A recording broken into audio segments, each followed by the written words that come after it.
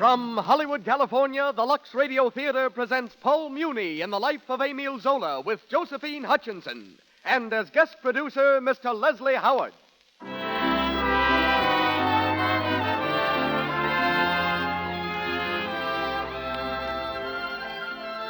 Lux presents Hollywood. To the thousands of loyal listeners who wouldn't miss a Monday night with us, to the thousands of women who insist on Lux Flakes, we extend our grateful thanks. It is your loyalty to our product that makes these programs possible, and it is your purchases of Lux Flakes that have made Lux the world's largest selling packaged soap for fine fabrics. Women everywhere depend on gentle Lux for their own and the children's things because they know Lux lives up to its famous promise. It's safe for everything safe in water alone. Our play tonight, filmed by Warner Brothers and winner of the Academy Award, is the drama of one who challenged the world with his writings and fought fearlessly with the spoken word in the cause of justice, Emile Zola. Mr. Paul Muni, who created the role on the screen, will repeat his performance, and with him you'll hear Josephine Hutchinson. Louis Silvers conducts our music, and as special guest between the acts is the man who directed the film version of our play, Mr. William Dieterle.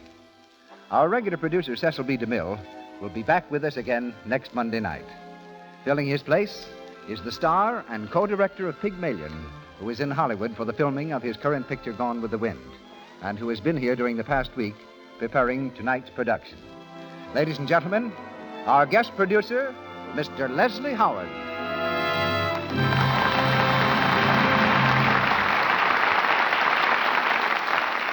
Thank you, Mr. Ruick. Good evening, ladies and gentlemen. This is an exceptional evening. We have an exceptional star. We have an exceptional play.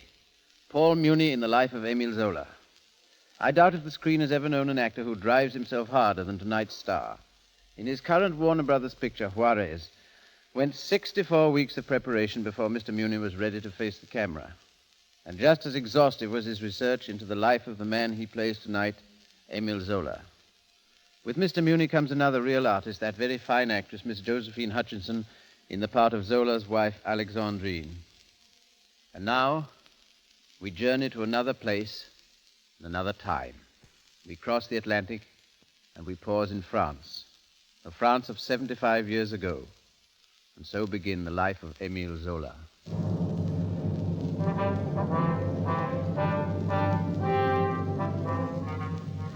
Paris, in 1862. Louis Napoleon is Emperor of France, and his reign is one of suppression. New thoughts, liberal ideas are vigorously opposed.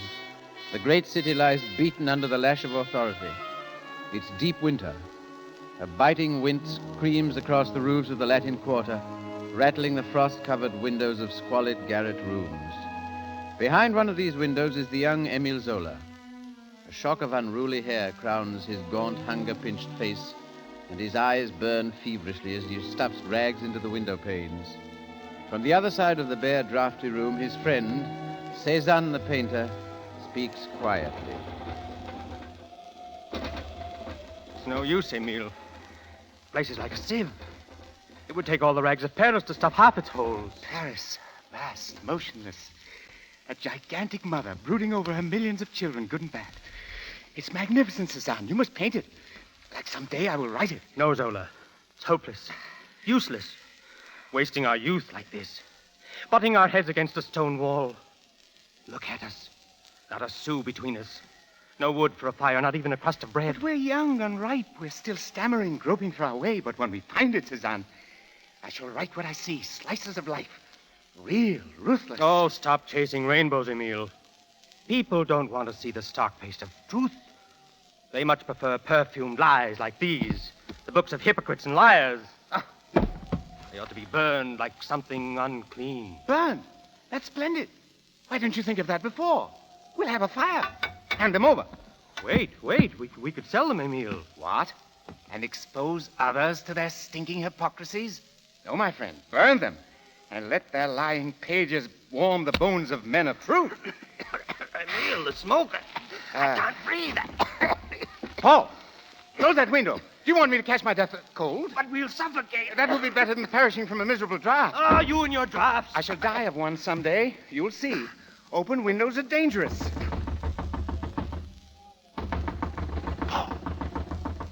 It's a concierge. For the rent. He'll toss us into the street. Don't let him in. Tell him I'm in bed. Some horrible disease. It's catching. Anything. Who's there? Emil's mother. Madame Zola. Come in, Madame Zola. Thank you. Good afternoon, Mama. What are you doing in bed so early? Emil, you're ill. Nonsense, Mama. We thought you were the man for the rent, that's all. Oh, Emil, it tears my heart out to see you living like this. But now it is going to end. Alexandrine, come and make this rascal of mine listen. Alexandrine? Good afternoon, Emil. Alexandrine, what brings you here? We have good news for you. Good news? Tell him. We have a job for you, Emil. A job? With Larue, the book publisher. We arranged everything this morning. You will be a clerk. And now we can get married. Oh, Emil! A job! Marvelous. I'll have time to finish my book. Maybe even get LaRue to publish it. Cézanne, take Maman's coat and hock. Yes, What? yes, here. Get meat and bread. A bottle of wine. We'll celebrate. That's We'll right. celebrate. Cézanne, we have a job. Cézanne, we have a job. We have a job. And now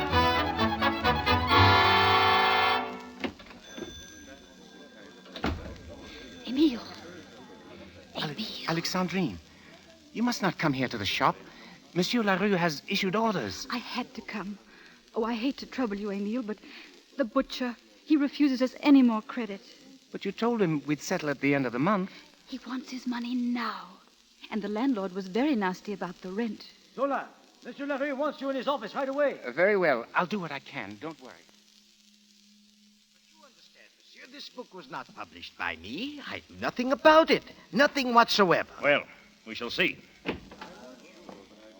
Monsieur LaRue? Come in, Zola. Zola, this gentleman here is an agent of the police. He has something to say to you. Yes, monsieur. You have a book published called The Confessions of Claude. Is that right? Yes? It is my duty to tell you that the public prosecutor is highly displeased. Why? It's a bad book. Badly written, you mean? It is an offensive book. It will do great harm to public morals. I beg your pardon, but... Keep quiet, Zola. We've been watching your writings, young man. You're a troublemaker. These articles of yours, attacking our leading men of letters, the arts, criticizing the civic authorities. Perhaps you know something better for me to criticize. I don't want any of your impudence. And I'm telling you, you've got to stop it. This is an official warning. And I hope I won't have to come here again. Well, Zola, I didn't mean to get you into trouble, Monsieur LaRue. why do you have to write such muckraking stuff when there's so many pleasant things in life? And so many unpleasant things. That is not your business while you're working for me. From now on, you'll attend strictly to your work. And stop writing trash. No, monsieur. What? Is that a bad exchange for a job? Very bad exchange. You're a foolish young man. If you prefer to go hungry, that's your business. You're discharged. I'm very grateful to you, Monsieur LaRue. Grateful? Yes, for allowing me to devote all my time to my writing. Then go ahead with your scribbling. Maybe a lean stomach will teach you better.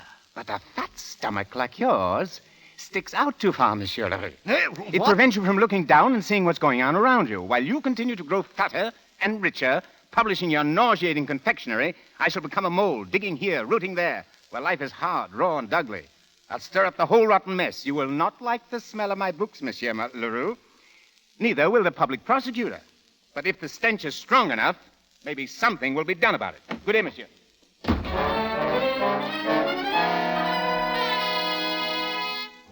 I'm sorry, but I can't print this in my paper, But monsieur. they're true. All these things are true. The horrible conditions in the factories and the mines, the way the men live. I said I'm sorry. I have no use for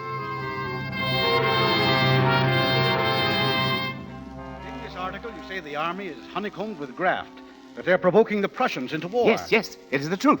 But I cannot print it. But why? Why? Because, monsieur, it is the truth. Oh, very well, I'll buy some of these things. 10 francs for the lot. Why I'm doing it, I don't know. Thank you, Monsieur Charpentier. You won't regret it. You'll see how they'll sell. You'll see. And this book, too. Perhaps you'll like that. A book? What kind of a book? A story of a girl, a poor girl from Artois who came to Paris and lived in the slums. Sounds like trash. I'm not interested. It would be, monsieur, if you'd only read it. I call it Nana.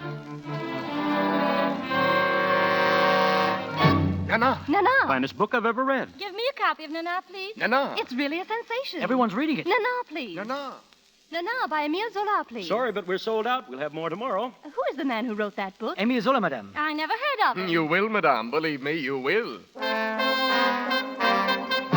La Fortune des Rogans by Émile Zola. La Curie by Émile Zola. Le ventre de Paris by Émile Zola. La conquête de Plassans. L'Assommoir. Germinal by Émile Zola. You hear, my friend, in every store, on every street corner in Paris, they talk of nothing but your books. Yes, the years have been kind to us, Emile, and I'm lucky to be your publisher. Nonsense. But you're famous, Emile. Who else knows the people of France as you do? How they love to cry over a pretty heroine. No, Charpentier, that is not why they buy my books. It's because they tell the truth. That is why. Truth. Listen, soldiers. They're marching this way. The crowd cheering. For what? You there, soldier. Where are you going? Haven't you heard? We're bound for Berlin. War's been declared. War. War with Germany.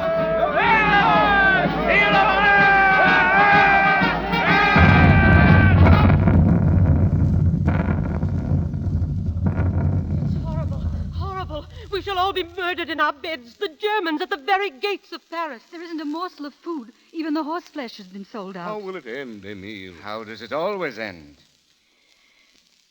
In misery, in suffering, in the blood of the people. But those are the fortunes of war. Those are indeed the fortunes of war. The whole rotten structure had to collapse before we could learn the truth. But France shall know why. I shall name her betrayers. She shall see who led her men to the slaughter, who's responsible for her downfall.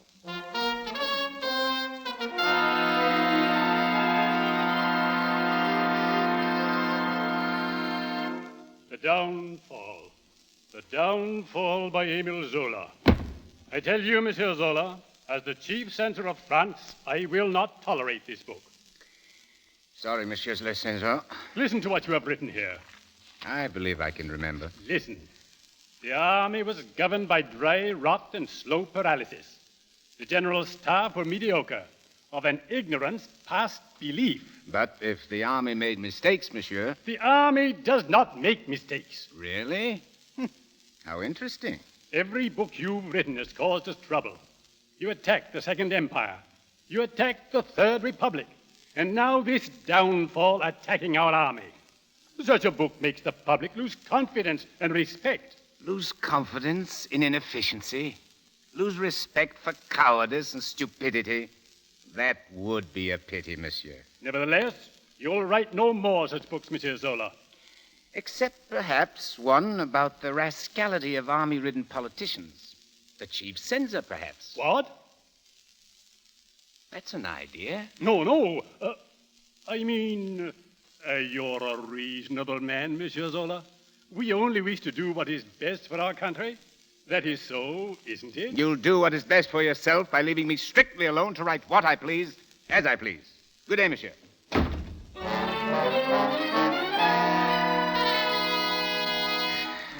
Are you working, Emile? No, my dear. Come in. But I thought you had so much to do. Yes, so I have. Somehow won't come. Well, perhaps tomorrow.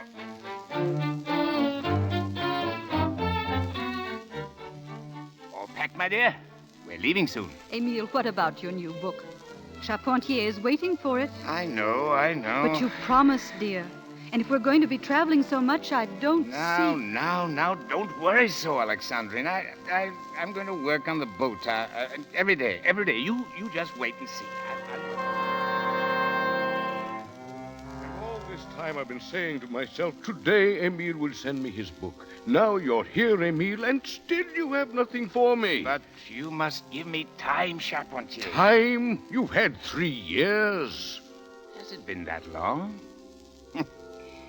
Well, we're not as spry as we used to be, eh, Charpentier?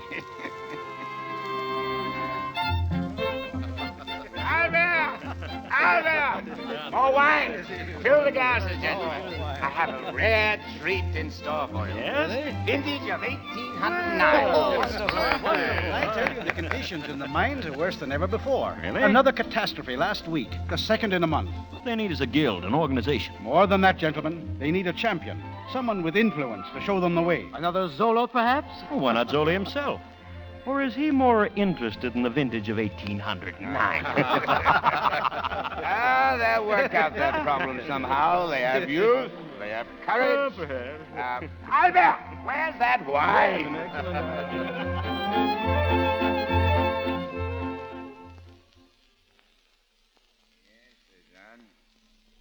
At times I have felt that you have been deliberately avoiding me. Avoiding you? That's nonsense, Emile.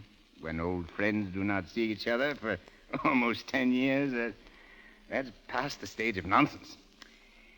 However, it's good to be together again, just like old times. Your house doesn't look like our old garret. Well, I'm comfortable, Suzanne, very, very comfortable. Yes, perhaps too much so. What is that? Paul, shall we go into the other room? I want to show you the pearls that Emile bought for me when we were in Italy. Ah, yes, come along, Suzanne. Albert! Yes, monsieur. Make certain that the windows are tightly shut. Still afraid of drafts, Emile? Yes, my chest, you Your chest is as strong as a barrel and always was. Come, Paul. Yeah. I want to show you something. A priceless bit of wood carving. I'm sorry, Emile, but I must go. What? So soon? Yes. It's goodbye, Emile. Goodbye? I'm going south. Back to the country. Come, Paul. We're old friends. Out with it. What's troubling you, huh? Do you really want me to tell you? Why, of course. Well, we've drifted apart, Emile. Or perhaps I should say, you've outgrown me. Ah, nonsense. No, you know it isn't nonsense. His home, his carpet, servants. You're wealthy now. World famous. A member of the Legion of Honor. You've come a long way from the day when we started together in an attic and you shouted, "Burn the books of the hypocrites. Let their lying pages warm the bones of a man of truth." Sometimes I'm tempted to give in and paint only for money. But no. An artist should remain poor, Emile. Otherwise, his talent, like his stomach, grows fat and stuffy. Like mine, eh? I'm sorry, Emile, but I had to say it. You're my oldest and dearest friend. I couldn't go without telling you this. Goodbye, Emile. Paul, will you write? No. But I'll remember.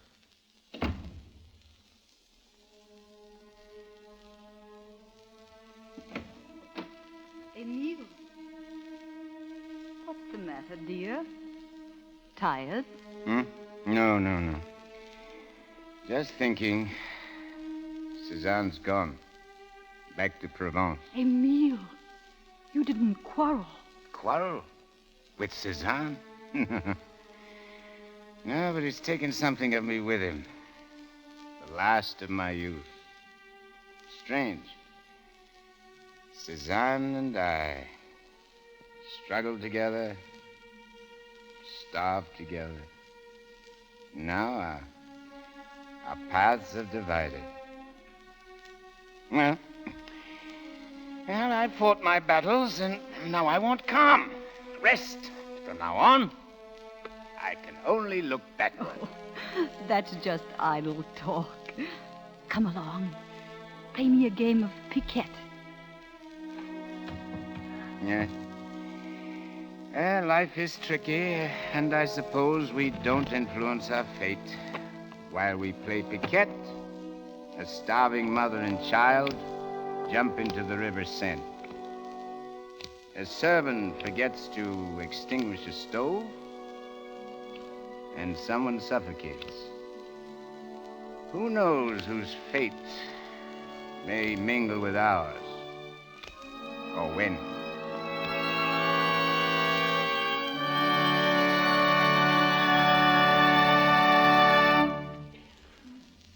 You have just heard the first act of The Life of Emile Zola, starring Paul Muni with Josephine Hutchinson.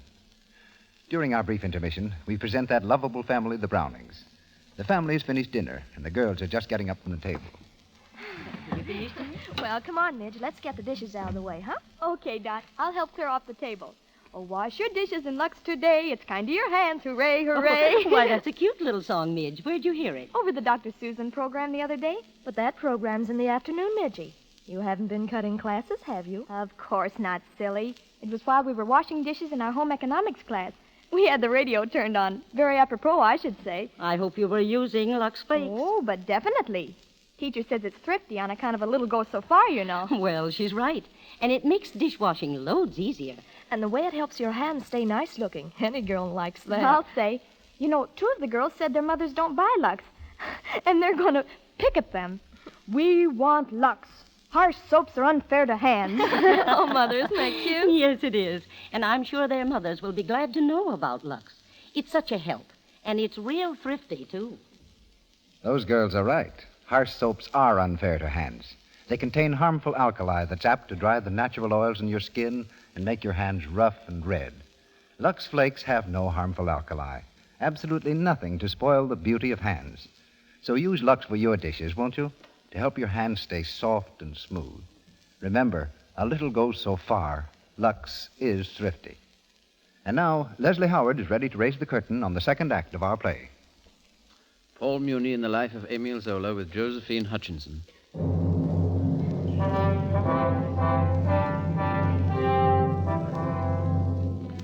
And so, while Emile Zola grew paunchy and contented, the stage of France was being set for the greatest crusade of his career. In the office of the Army Intelligence Service, the Minister of War has called a meeting of his staff. Important military information has been disclosed to the German embassy, and in the minds of the French General Staff is one word. Treason! Treason, I say! This paper is a bordereau, a list of our secret army documents. It was found by one of our agents in an office at the German embassy. Oh, that's amazing. Listen, gentlemen, this excerpt. I am sending you notes on the French 120 gun, the new plan on covering troops, changes in artillery formations, new shooting manual for field artillery, very difficult to procure. The man who wrote this is our traitor. Haven't any of you any idea who he is? He must be on the general staff, sir. One of us? Ridiculous. Here's a roster of all our officer students, Colonel Sandhair. Let me have it. Traitor is here, gentlemen, on this list. Ayaris, de Bouville, Darcy. Ridiculous. De Rancy, Dambigui, Dreyfus, Esterhazy. Esterhazy. Well, have you found something? I was wondering about Esterhazy. Ferdinand Count Walsh in Esterhazy. He's of Hungarian descent. But his father was a general in the French army. But wait. What about that fellow just above him? Dreyfus. Dreyfus? Here we are. Alfred Dreyfus. Look here, gentlemen. Captain in the 14th Regiment of Artillery. He was born at Mulhouse, Alsace, of religion Jew. Attached Section 2 of the General Staff. Artillery officer. Attached to General Staff. Speaks German. Interested in all branches. Well-to-do. He's the man. That settles it. Take action at once. Yes, sir. Very good, sir. Major Dort? Sir. Summon Bertillon, the handwriting expert from the Bank of France. Get samples of Dreyfus' handwriting. And send a message to Dreyfus to a report here in the morning. Yes, sir.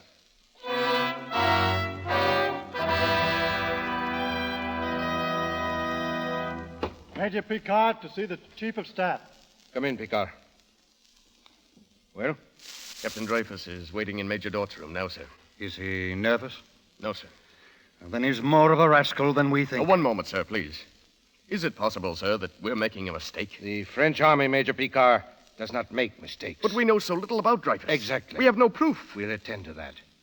You mean we'll manufacture our own? That's enough, Major Picard. Yes, sir. Major Dort. Sir. You will see Captain Dreyfus at once. You know what to do. Very well, sir.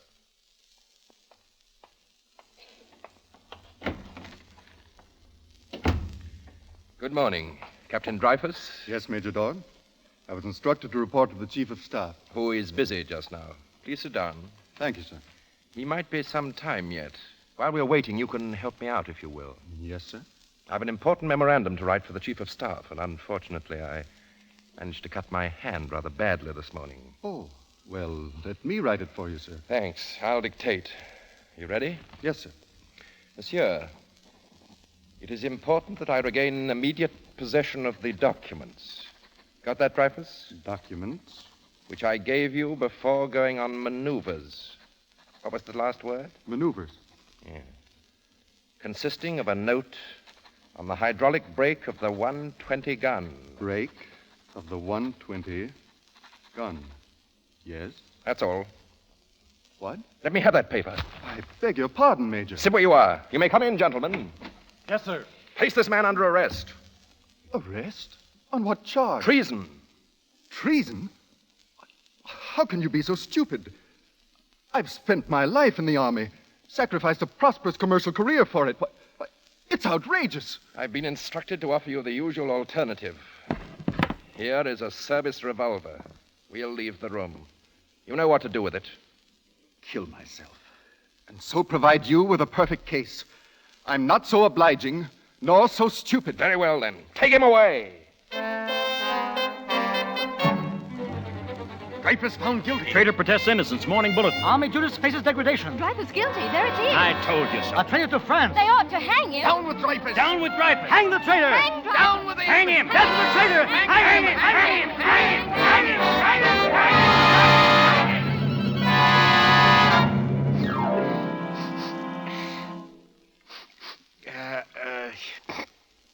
I just sit here, Anatole. And if my friends want to sit with me, they must bear my misery. Is there anything quite so uncomfortable as a mustard foot bath? Or quite so silly as a cold in the head? It starts at one end and you retreat it from another. Well, you were saying, Anatole? I was speaking of Dreyfus, Emile. Dreyfus. Will they ever stop speaking of it? Ah, what a fuss over nothing. How do you feel, Emile? Oh, I didn't know you had a guest. Oh, come in, dear. You know Anatole France. Of course. Good morning, Madame Zola. Anatole has been suffering for Dreyfus again. You might have suffered too, Emile, if you'd seen him yesterday, as I did. Publicly stripped of his rank. Sentenced for life to a drifting cell in Devil's Island. Saying to the end, I'm innocent. Long live France. Over and over, he said it. While they struck him, spat on him, reviled him. All else he needed was a crown of thorns. Oh, 30 pieces of silver. After all, the man is a traitor. Perhaps, Emile, but still he's human, not a dog. And that crowd, their faces, like rabid beasts. Yes. Well, human and animal skins are very much the same thickness. We can't expect too much. Oh, my head. How it rewards me, this ungrateful monstrosity that I've combed and fed for 50 years. Some more hot water, Emile. You're killing me? Stop your nonsense, Emile. It isn't hurting you at all. Big baby. Oh, that Alexandrine. A fine woman, but no heart, no feelings. Wives are all alike.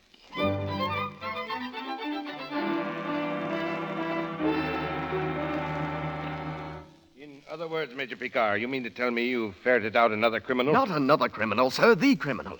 I've come to you first, sir, as Chief of Staff. Major Picard, the Dreyfus case is closed. But I've never been fully convinced of Dreyfus' guilt, sir.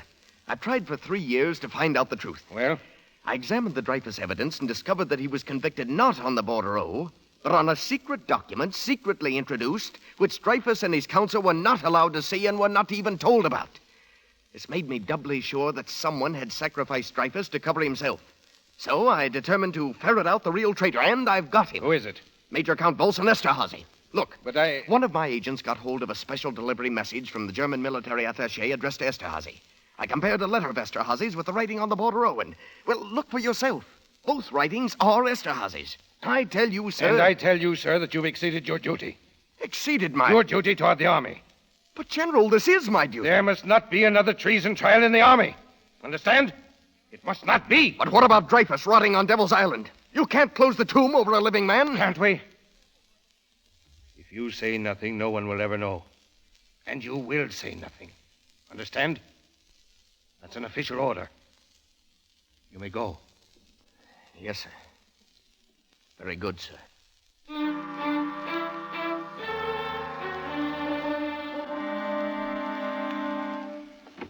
Pardon, monsieur. Monsieur Zola. What? I'm sorry, Albert! monsieur, but there's a... How many times must I tell you I must not be disturbed after dinner? I was just dozing. But there's a lady to see you, monsieur. A lady? Madame Lucille Dreyfus, monsieur. Dreyfus? Tell her I'm not at home. She's just outside the door, sir. What? You blockhead. Why didn't you come and tell me? But, monsieur, I thought you... Tell her to come in. Yes, monsieur. Madame Dreyfus.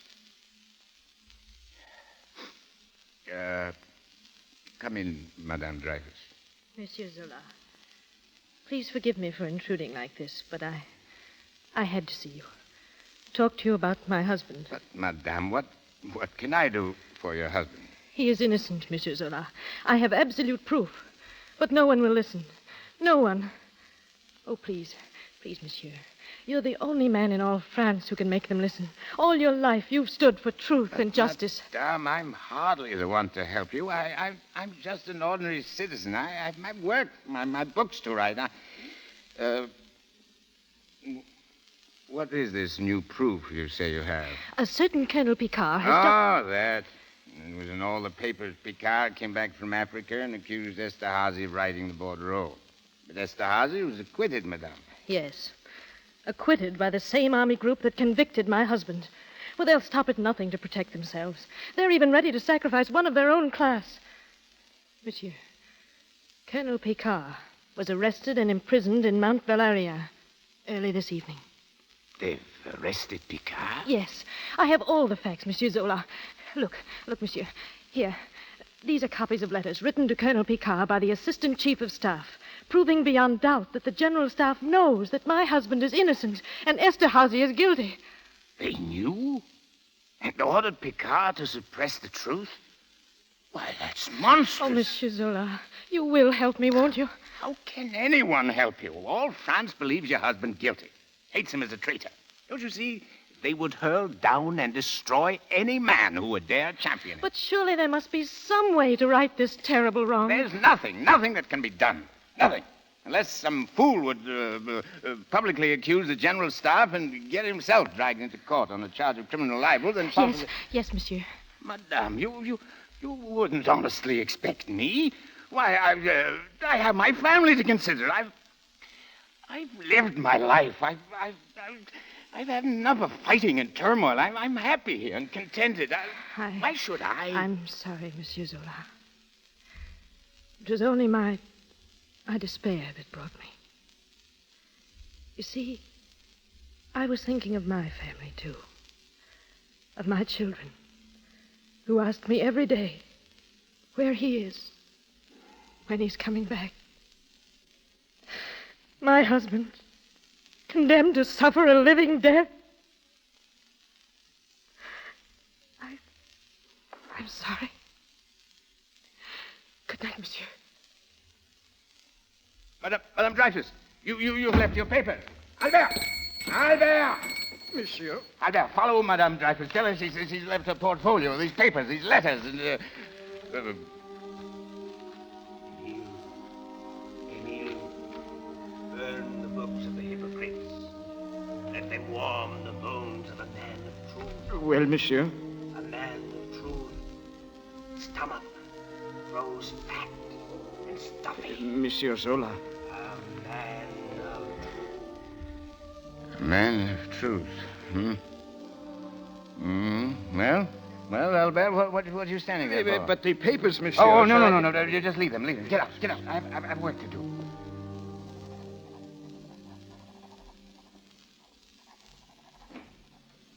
Emile? Emile, dear. Just one moment, dear. There. Working so late, dear. I haven't seen you work like this for years. Cézanne was right, Alexandrine. I was growing fat and stuffy. But that's over now. But what is it? Alexandrine, I've just written a letter to the President of France. Listen. Mr. President of the Republic, a court-martial has recently, by order, dared to acquit one Esterhazy. A supreme slap at all truth, all justice. The Minister of War, the Chief of the General Staff, and the Assistant Chief never doubted that the famous bordereau was written by Esterhazy.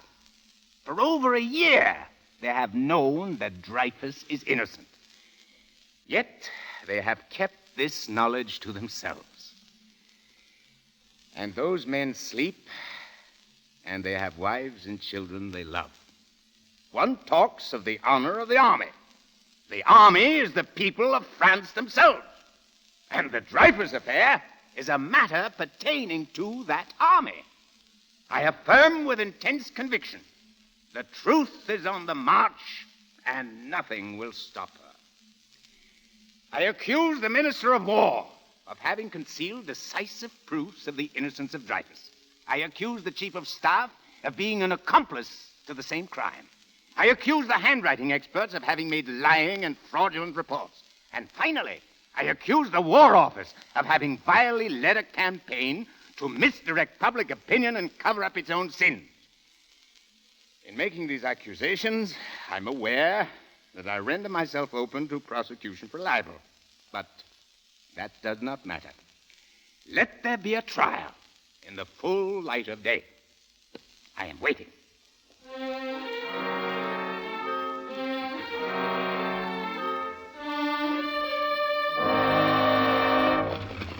Accused by Emile Zola. I accused? What tripe is that to publish? Who is he to accuse anyone of anything? A fine state the country's in when a fellow like that dares to tell us our army's rotten. I never heard of a rich writer. How'd he get his money, then? From Germany? Where else? And let me tell you another thing. Look, there he is now. Zola, across the street. Hey, there's Zola. Come on, let's get him. Kill the traitor. Throw him in the river.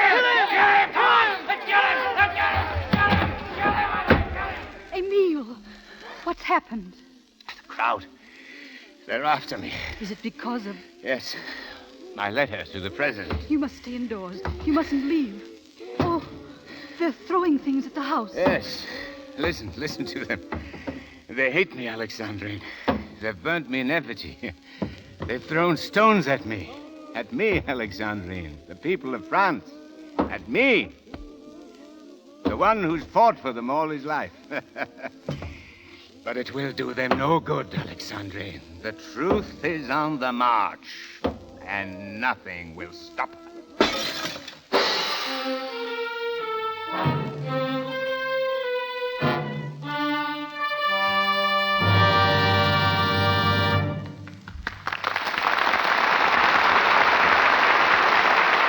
We pause for station identification.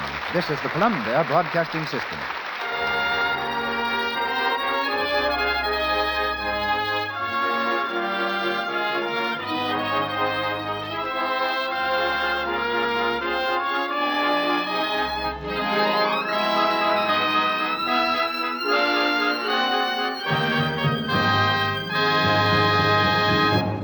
The curtain falls on Act Two of The Life of Emile Zola, starring Paul Muni with Josephine Hutchinson. Before going on with Act Three, we present our guest of the evening. But first, here are 8 little words I wish you'd remember. A little goes so far, Lux is thrifty. Remember that, won't you? Just a few flakes make such a lot of suds. Lux is the thrifty care for stockings, underthings, blouses, sweaters, and dresses. For everything, safe in water alone. And for extra economy, be sure to buy the generous large-size box of Lux Flakes. Here's Leslie Howard now with our guest of honor. Physically, he's a big man, is William Dieterle. And cinematically, you can measure his stature by those fine pictures, The Life of Emile Zola, the Story of Louis Pasteur, and his latest handiwork, Juarez. All 3 films have 3 things in common. Each is a product of Warner Brothers, each starred Paul Muni, and each was directed by the ex-actor William Dieterle. One doesn't have to think very hard, Mr. Dieterle, to recognize that you have a decided taste for historical biographies. Well, Mr. Howard, if nothing else, they proved one intensely satisfying point. That the intelligence of picture audiences is considerably higher than many producers seem ready to admit. You proved the same point in Pygmalion when, among other things, you were brave enough to keep the title of the play intact and not change Pygmalion to something like The Passionate Professor or London Love or... Well, perhaps. But quite a few people, I understand, fully expected Pygmalion to be an animal picture. You know, really, I've even heard it called Pygmalion. Incidentally, your co-direction of Pygmalion was great. I know of no one who could have done better as a director and actor. Thank you very much. Now, here's something that should be right down Deatley Lane. Ever since history came to the screen, critics have accused Hollywood of twisting history around for its own purposes. Now, tell me, A, is that true? And B, if so, what about it? It's partly true, of course, and here at least is my answer. It's a director's job to sell to an audience a definite idea, an idea whose course should be as direct and steady as an arrow toward the target.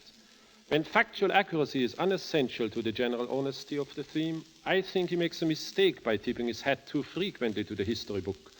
The events of his drama must be told in an understandable, logical manner, and that, I think, justifies the minor rearrangements we have to make from time to time. Yes, I imagine that could easily work both ways, that at times it's a great temptation to forget the picture in favor of history. Especially when you are dealing with as great and fantastic a character as Mr. Muni portrays tonight, Emile Zola. His books brought him a huge fortune, but as a youth, he was so poor he had to stay in bed because he hadn't the money for fuel. He once flunked literature in school and became the most famous author of his time. He created 1,200 characters, but is best known perhaps for his electrifying letter, I Accuse.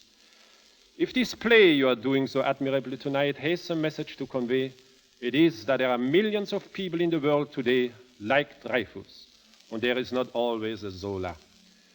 Yet this is no reason to despair, for at any time, through any chance, a Zola might come along. Let's hope so.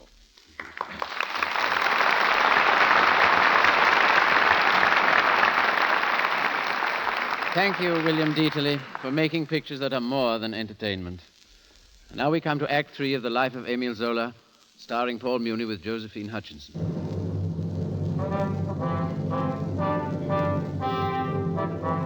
Defiantly, Emile Zola pursued his course, an open attack on the high command of the French army, an attack which was to lead directly to a court of justice and a trial for criminal libel. But Zola's primary aim was thwarted. Stubbornly, the court refused to allow any mention of the Dreyfus case. The Dreyfus case is closed. Witnesses favorable to Zola were silenced. The witness will step down. His opponents favored. Continue, General. The crowd encouraged to jeer at the man of truth. Until the whole trial assumed a nightmare aspect, reeling madly toward one objective. Convict Emile Zola! Now Zola himself is on the stand. Calmly, he faces the jury.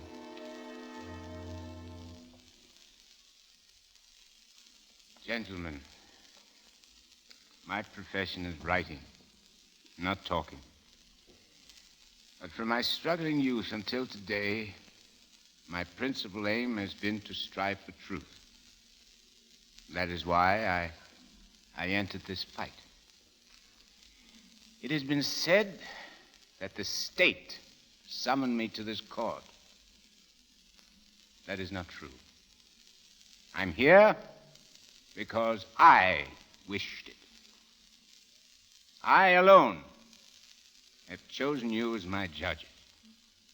I alone decided that this abominable affair should see the light, so that France might at last know all and voice her opinion. Gentlemen, I know you. You are the heart, the intellect of my beloved Paris, where I was born and which I've studied for 40 years. I see you with your families under the evening lamp. I accompany you into your factories, your shops. You're all workers and righteous men. You will not say like many, what does it matter if an innocent man is undergoing torture on Devil's Island? Is the suffering of one obscure person worth the disturbance of a great country? Gentlemen, I know that tremendous pressure has been put upon you. Save the army. Convict Zola and save France. I say to you, pick up that challenge. Save the army and save France. But do it by letting truth conquer. Not only is an innocent man crying out for vindication, but more, much more, a great nation is in desperate danger of forfeiting her honor. Do not take upon yourselves a fault, the burden of which you will forever bear in history. At this solemn moment, before you gentlemen of the jury, before France, before the whole world, I swear that Dreyfus is innocent. By my 40 years of work, by all that I have written, by all that I have won, by all that I have done to spread the spirit of France, I swear that Dreyfus is innocent. May all that melt away. May my name perish if Dreyfus be not innocent. He is innocent.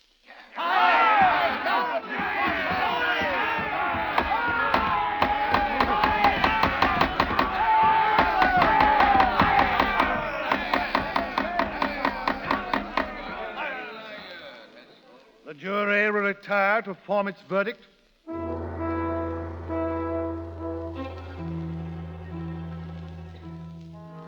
And Emile Zola, having been found guilty of criminal libel, is hereby sentenced to 1 year's imprisonment and 3,000 francs fine.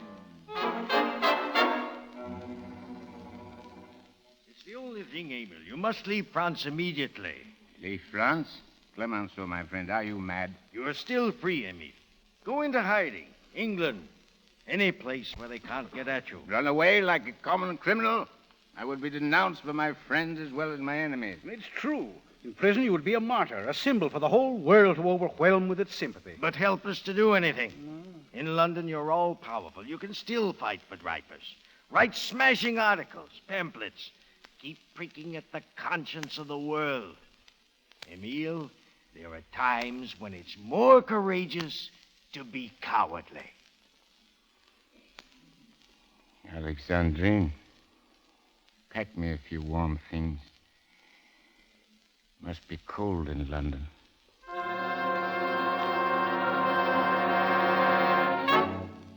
You see, he's run away. Turn tail like a coward and run to England. There's more to it than that. Have you seen the posters all over Paris? Look here. The truth is still on the march. Read Zola's startling article. From England. So that's why he went.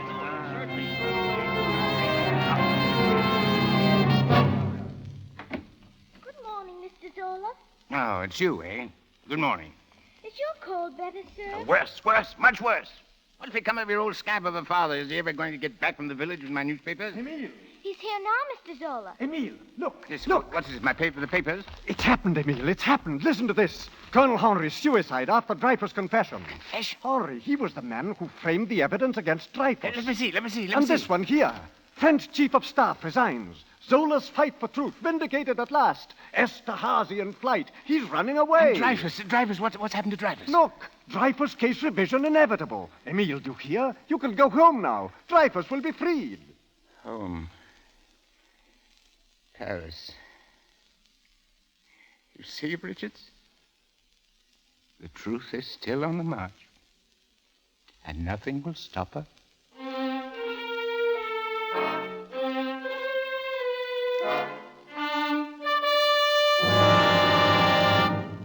This next will be my greatest book, Alexandrine, my very greatest.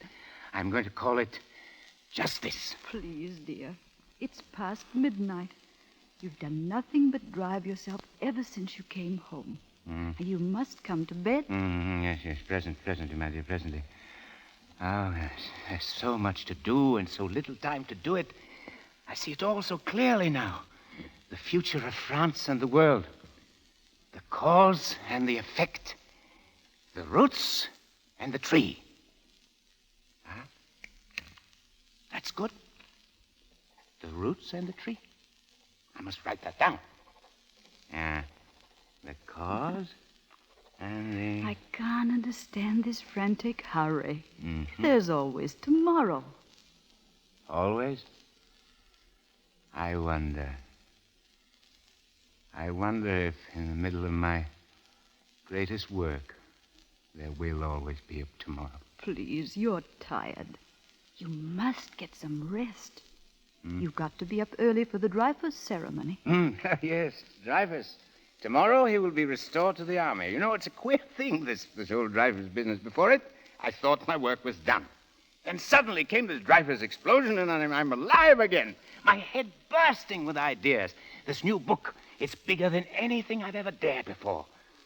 The world about to hurl itself to destruction. The will of nations for peace. A powerful break. Stopping it on the brink. Emile. You don't believe it? Wait. Listen. To save Dreyfus, we had to challenge the might of those who dominate the world. It's not the swaggering militarists. They're but puppets that dance as the strings are pulled. It's those others. Those who would ruthlessly plunge us into the bloody abyss of war to protect their power and their gold. Think of it, Alexandrine. Thousands of children sleeping peacefully tonight under the roofs of Paris, London, Berlin, all the world, doomed to die horribly on some titanic battlefield. Unless it can be prevented. And it can be prevented. It must. Now, there's something else I wanted to write here. Let's see. Good night, Emile. Yes, good night, my dear. What are you doing? No. Close the window, please. But, Emile. Please close it. I'll catch my death of cold. And stir up the fire on the stove. Emile, it's dangerous to leave the window closed with a fire burning. No, nonsense. Just stir up the fire. Now, where was I? Huh? Can be prevented. It must.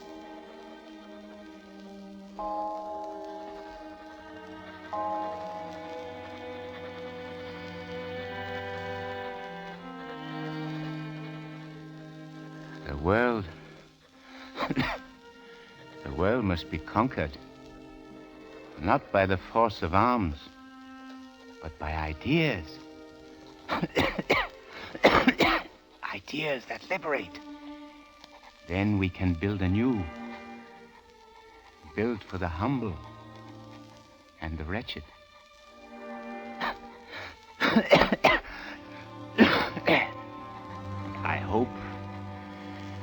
I sincerely hope I shall live to see the rising of a new and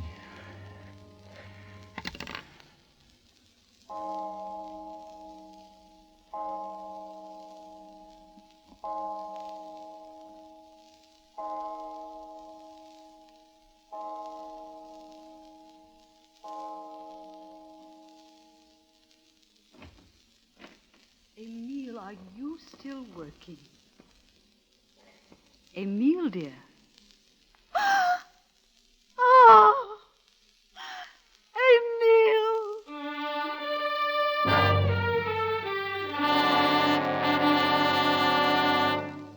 He's dead. Zola's dead. Died at his desk. Carbon monoxide poisoning. A great man. A great man.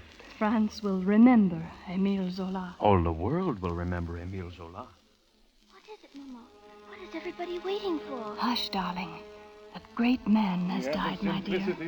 He's going to his rest in the Pantheon. He knew that there is all no the serenity great men of our country. save in justice. Anatole France. He's No delivering the repose, oration. save in truth. So let us not mourn him.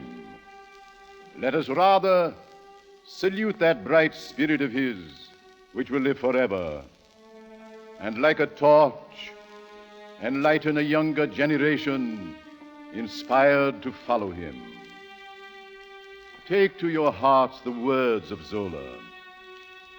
Enjoying today's freedom, do not forget those who fought the battles for you and bought your liberty with their genius and their blood. Do not forget them, nor applaud the lies of fanatical intolerance.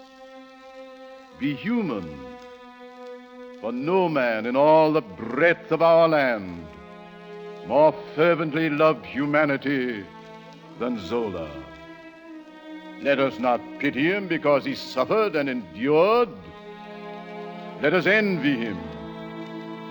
Let us envy him because of his great heart, which won him the proudest of destinies. He was a moment of the conscience of man.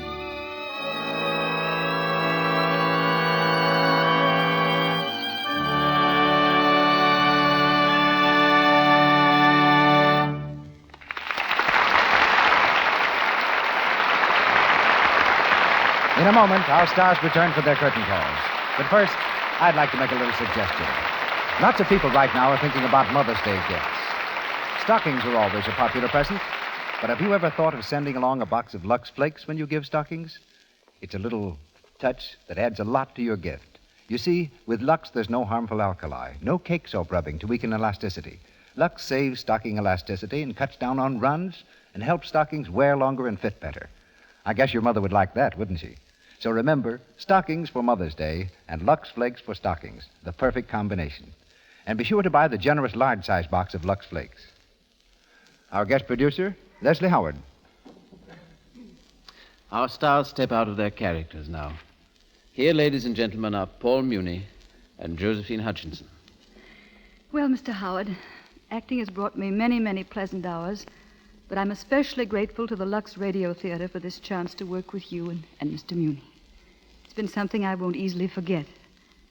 But there is something that I have forgotten, and I think most of the world has forgotten, too, about Alfred Dreyfus. Is he living? What finally happened to him, Mr. Muni? Well, when Zola was buried at the Pantheon 6 years after his death, there was an attempt to assassinate Dreyfus. He was wounded while attending the services, but survived. During the World War, France made Dreyfus a lieutenant general in the army and gave him the Cross of the Legion of Honor. He died quietly just a few years ago.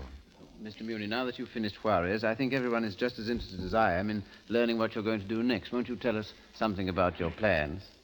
Well, I wish they were a little more definite right now. I don't know just what my next picture will be. There is a fair chance, however, that it'll be based on the life of a man who is very exalted in music, Beethoven. I sincerely hope that if we do it, the picture will in some measure be worthy of that great man. And now, my sincere thanks to you, Mr. Howard, to the sponsors, Miss Hutchinson, Mr. Dieterle, and our cast. Good night. Good night, everyone. Congratulations to you both. Now a word from Mr. Ruick. Paul Muni appeared through courtesy of Warner Brothers, and Leslie Howard through David O. Selznick. He'll soon start work as co-producer and star of Intermezzo. Louis Silvers is from 20th Century Fox Studios and directed music there for the new film, Rose of Washington Square. Be sure to listen to the new Lux daytime radio program, The Life and Love of Dr. Susan, every afternoon, Monday through Friday. Look in your newspapers for the time and station. The Life and Love of Dr. Susan comes to you in addition to the Luxradiotheatre. Here's Leslie Howard. With 4 billion francs that belong to the old Tsarist regime, but not a sou of their own, there come to Paris in comparative safety 2 young white Russians, formerly a prince and a grand duchess. Soon discovering that appetites as well as kings must be served, they are forced to get jobs as household servants, embarking on a series of dramatic and comic episodes which become that highly entertaining play, Tovarich. Tovarich did exceedingly well both on the stage and screen, and it comes to this stage starring 2 of the most deft and delightful artists in Hollywood, William Powell and Miriam Hopkins, and with them Melville Cooper and C. Henry Gordon. And our sponsors, the makers of Lux Flakes, join me in wishing you all, inviting you to listen to us again next Monday night when the Luxradiotheatre presents William Powell, Miriam Hopkins, Melville Cooper, and C. Henry Gordon in Tovarich, with the Grand Duchess Marie of Russia as the evening's special guest. Your special producer, your regular producer, Mr. Cecil B. DeMille, will be back once again each Monday night thereafter. Thank you for listening until we meet again. This is Leslie Howard saying good night and good luck. Robert Warwick played the part of Anatole France. This is the Columbia Broadcasting System.